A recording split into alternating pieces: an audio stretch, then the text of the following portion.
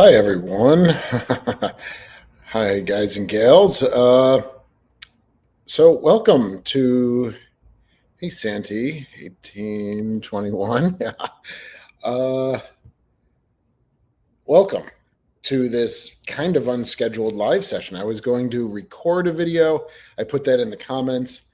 So I was going to record a video earlier this afternoon, and I kind of set it up, and it was actually a live session instead of a recording. So it had already populated onto the YouTube channel, so I didn't want to take it down and potentially confuse people. Like, oh, I thought I saw there was a live session. Now there's not. Anyway, so welcome.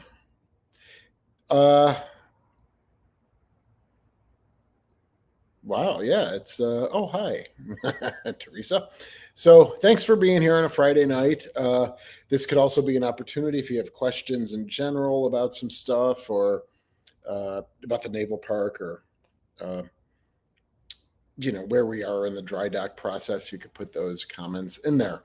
But for today's video, I was going to focus a little bit. Now, it's not an expertise of mine, the Casablanca Class escort carriers, but as it's in the description in the YouTube channel, I did recently get a collection from a family, from a guy who is from Erie, Pennsylvania, and he did serve aboard the Little Rock for a short time, but they gave me everything.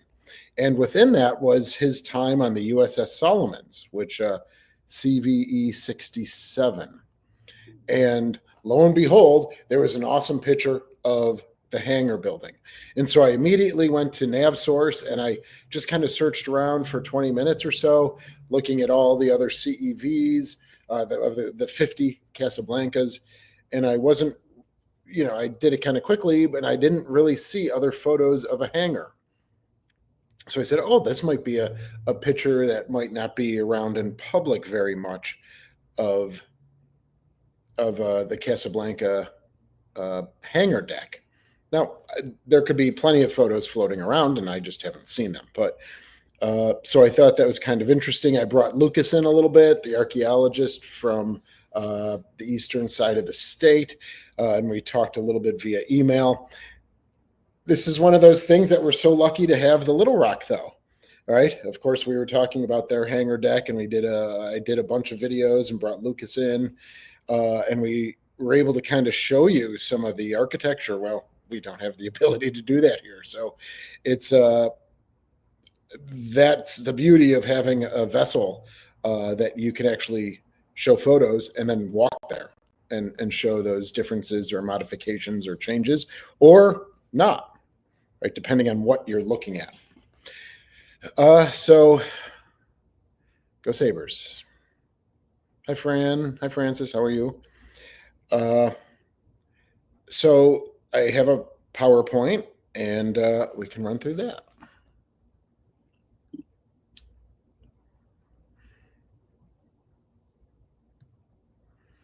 Okay, so a little bit about the Casablanca class escort or jeep carriers.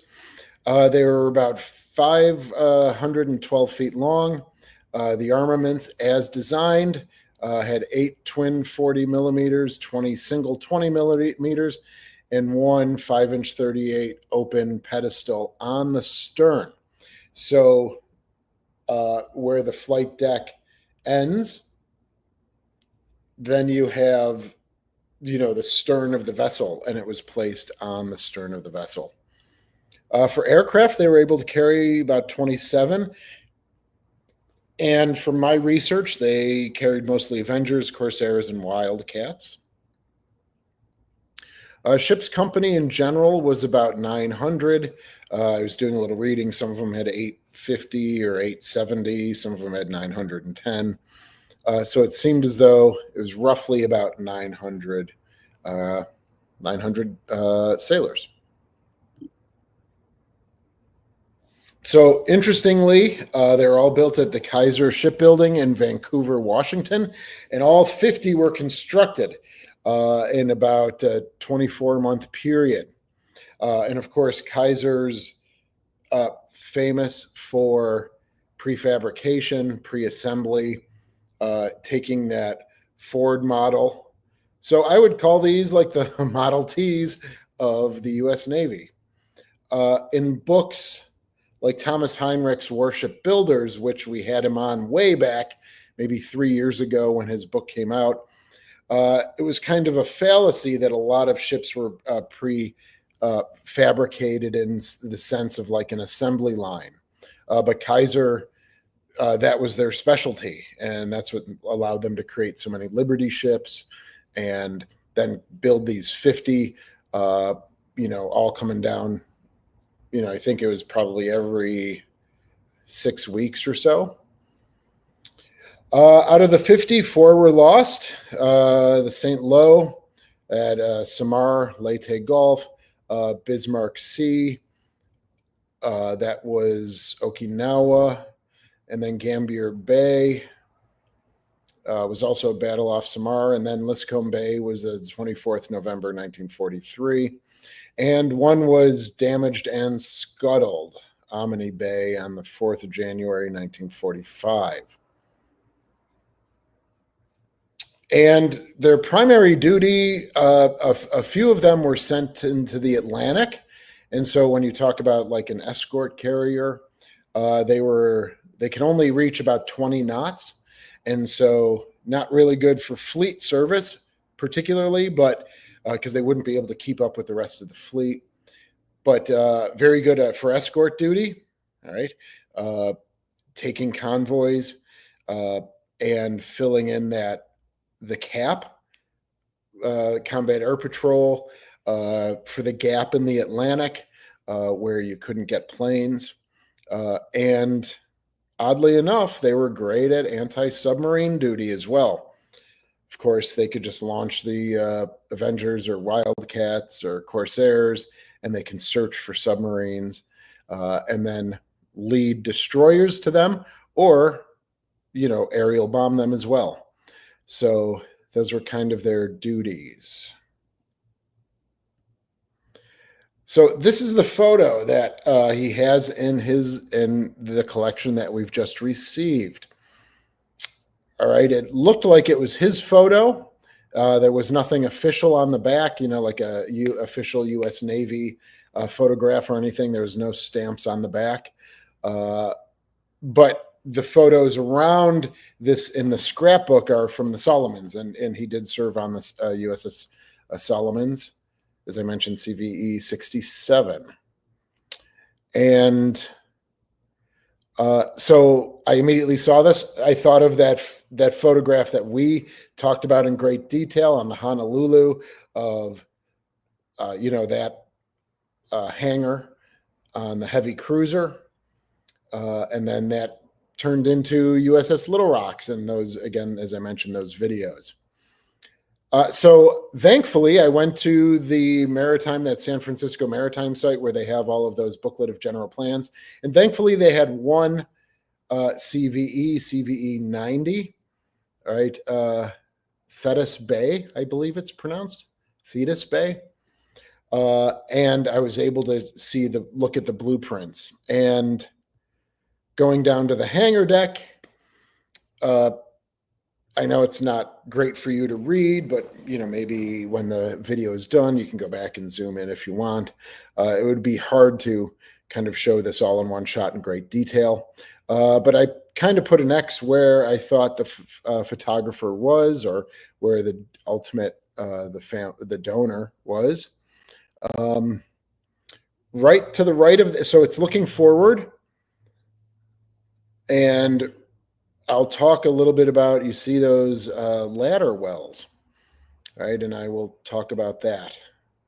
Again, presenting it to you like this has made it a little difficult, but I'll try to do my best. Yeah, that is a great photo, isn't it? Hi, Anna. How are you? Yeah. And what I like about this is look at those darkening curtains. All right. So Lucas actually did find one other photograph, and I will be showing that later. And you can really see those the darkening curtains, as you're looking forward there.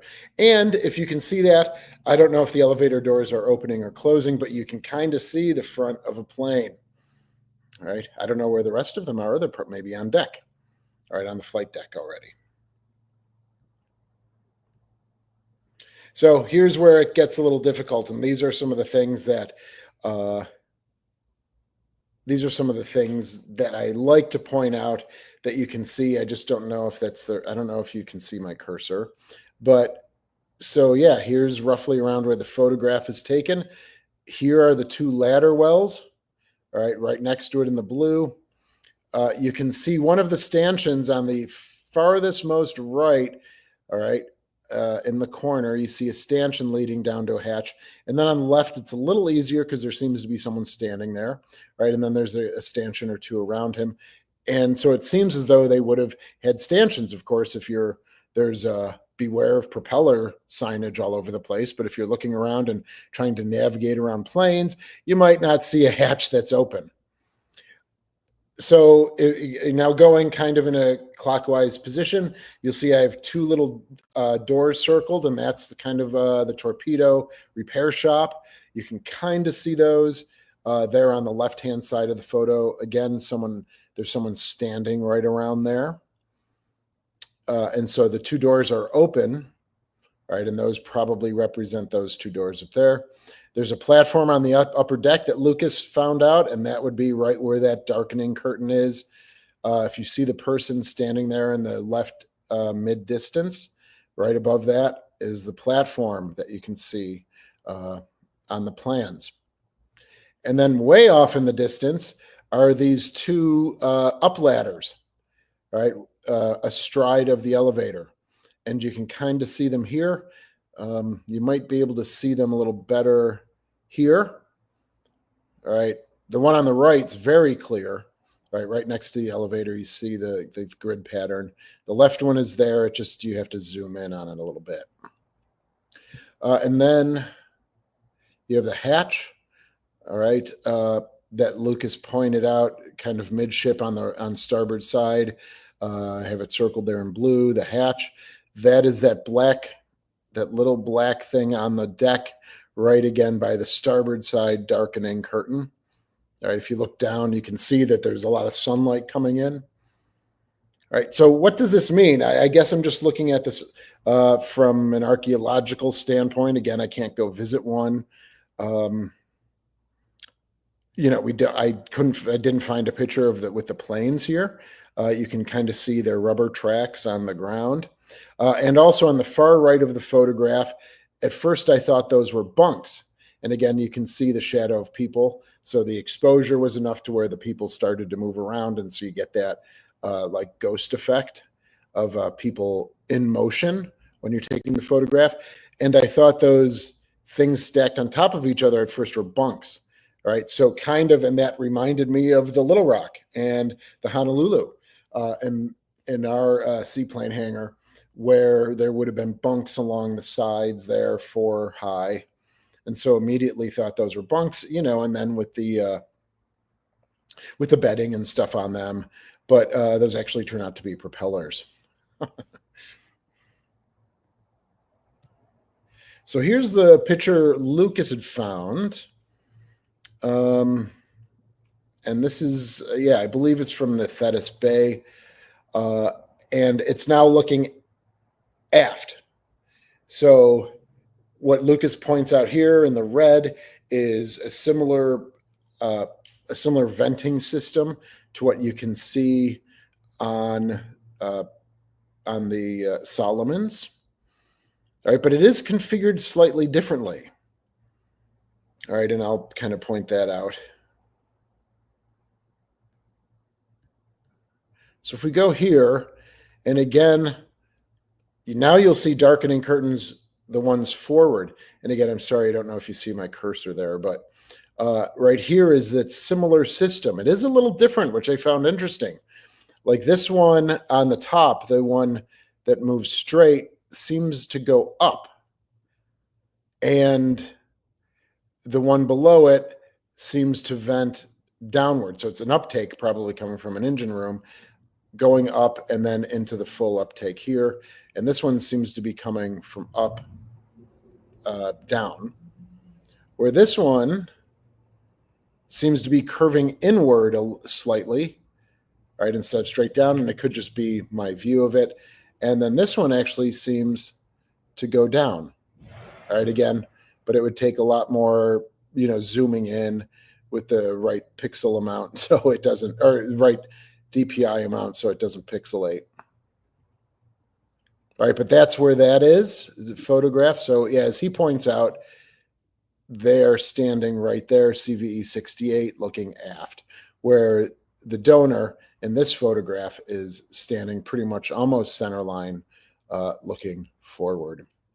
And then you can kind of see the plane in there. All right, so this gentleman then gets off the Solomons. He joined the war pretty late, which means he may have not even seen action. I haven't dissected his collection fully, but it seems as though he actually went in September of 45, joined the Solomons. That's where his photos are taken. And he's got pictures of the flight deck and planes taking off and stuff, which is pretty awesome. But then again, in 1946, he joins the Little Rock on their Northern European goodwill cruise. So the Little Rock comes into service. It goes immediately, pretty much goes down to South America, from late October through February, late October of 45 through, I think, February of 46. Comes back, does some work in the Caribbean and the Atlantic, and then goes on from roughly June of 46 through October of 46. She's in the North Atlantic, and then visiting Belgium and Denmark and Scotland and England and Ireland. And these were two of photos from his time.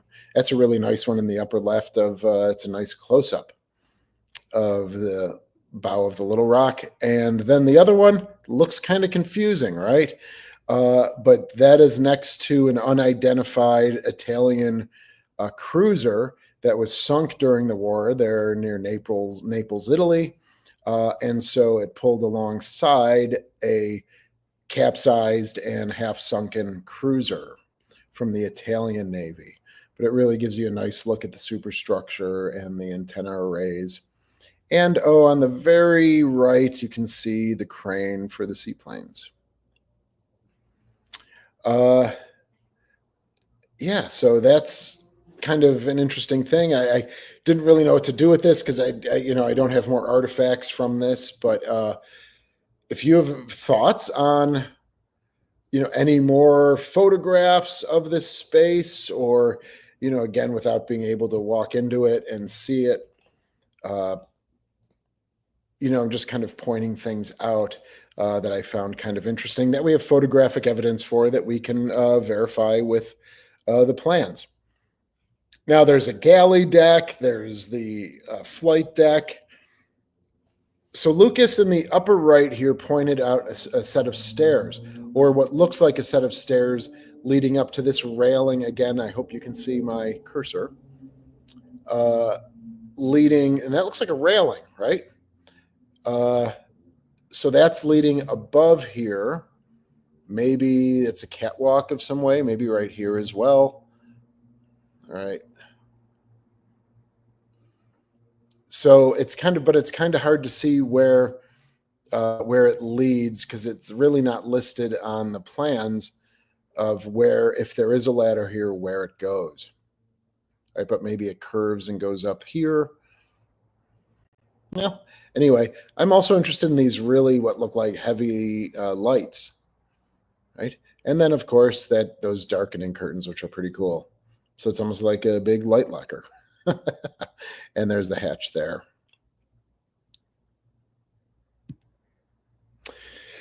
So thank you. Thanks for checking this out. Again, I was just going to record it and kind of go over this now being live. Thank you for being here on a Friday night and checking this out.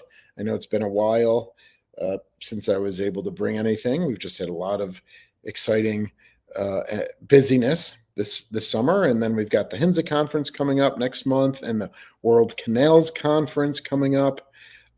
So September's, and our annual fundraiser So if you're local or not, or even if you'd like to support us, we have our Ship and Shore fundraiser next Thursday. Even if you choose to support us and you can't attend, you could still buy a ticket. And so that will be next Thursday. Pardon me. And then move right on to the conference and getting prepped for the conference.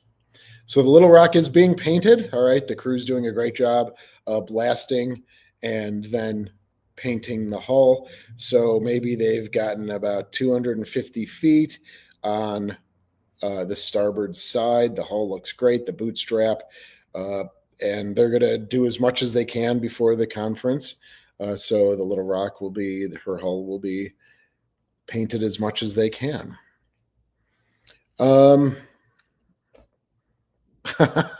Yes, thank you, Santi. Lives are fun. Also, big news: we are getting a new a CEO. Right, Paul Marzello, the president for the past, say, 7.5 years, has retired.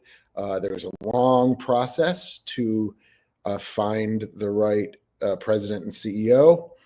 So he's going to make his debut at our annual fundraiser, Ship and Shore, next week. And he's coming from Dallas. Interesting. So when I first heard that, I said, "Oh, are there any museum ships in Dallas?" Anything like that? It's pretty landlocked, right? I would imagine. But no, but he comes from the nonprofit world. So he will be meeting everyone this coming Wednesday, all the staff, just as a general meet and greet, and then be there. And then we send Paul off into the distance from an extremely job well done, getting us through COVID and the sinking of the Solomons. He's really left his mark and his leadership style on the naval park. And we thank him for his service. And then the dry docking. All right. So the company has been picked, TNT Salvage.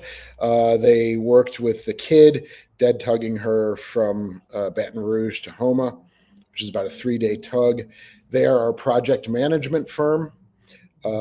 They came up for their first site visit this week, maybe Tuesday, I think it was, or Wednesday. And then they're going to be going through the Sullivans and the Croaker, seeing current conditions, and then laying out what it's going to take to get them to dry dock. And then that plan of then moving the Little Rock, dredging, all of that stuff to even get them moving. So that is, now we're half speed ahead, I guess I should call it. And so that's exciting, and we're hopeful, for 2026. So one more year of winter survivability is needed. TNT will also be giving us recommendations to survive during this coming winter. Although I got in Buffalo, it's been 80 to 85 degrees for almost like 2 months now, so we might not have much of a winter. Any questions? Hey, Greg, how are you? Thank you, Anna. Any questions about anything? Well, again, thank you for being here. Hopefully, maybe there's not a lot of photos of the hangar deck of Casablanca Class escort carriers. So I thought that was pretty nice. And there it is. I just turned the page in the guy's scrapbook, and there it is. So I said, "Oh, that's interesting. How many pictures are out there?" And there we go. If there's no other questions, it is a Friday night. I don't want to keep you on all night. Thanks, Teresa. What's the other event after the conference? So there is the World Canal Conference. All right, it's the 200th anniversary of the Erie Canal. Last year, I did a video on our channel about the Seneca Chief, which was the first packet boat or canal boat. And they did a replica of it. So if you saw that, it comes out and comes back in. That is traversing, and that's the first day of our conference, which will be pretty cool. It goes on its way from Buffalo to New York City, just following the same track as the original Seneca Chief did. So because it's the 200th anniversary of the Erie Canal, the conference is canalers from all over the world going to be here in honor of that. And Buffalo is the western terminus of the Erie Canal. And then all the lake freighters would come to Buffalo and then head out to Cleveland, Detroit, Toledo, ultimately on to Chicago, and then to the west.